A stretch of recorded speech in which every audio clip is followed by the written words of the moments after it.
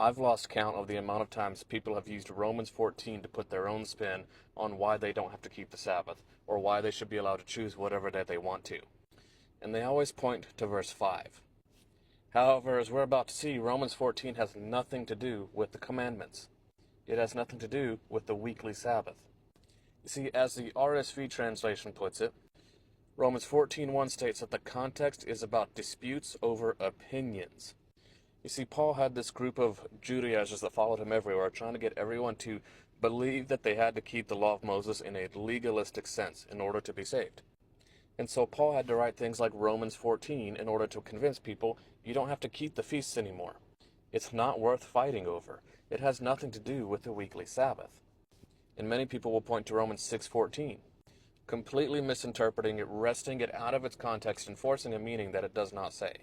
They seize on that one partial phrase, you are not under the law. However, another translation puts it much better. For you are not under legalism, but under grace. Because according to Paul in Titus chapter 2, grace teaches us to obey. It does not release us from obedience. And if people would just study the context, they would see these things. Paul says, shall we continue in sin that grace may abound? God forbid.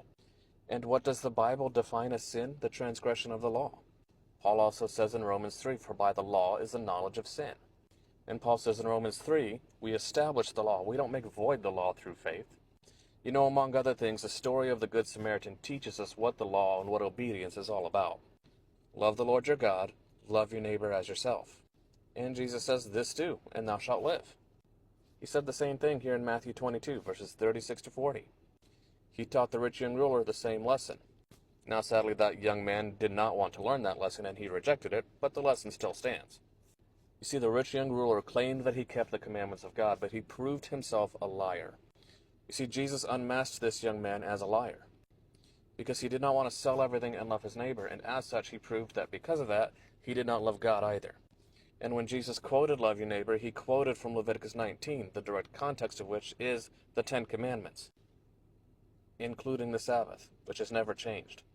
He also quoted from Deuteronomy 6, verse 5, the context of which is the 10 Commandments, which includes the Sabbath. And while some people will point to Romans 14 as their excuse to be able to choose whatever day they want to, this chapter simply does not teach that. The Sabbath always has been and always will be, sundown Friday to sundown Saturday. In fact, the Sabbath and the 10 Commandments are so important to God, and loving obedience to the 10 Commandments, including the Sabbath, that God quotes from it in Revelation 14, verses 6 and 7, and calls it part of the gospel. So this idea that the Sabbath has changed or that we're free to choose whatever day we want, automatic false gospel.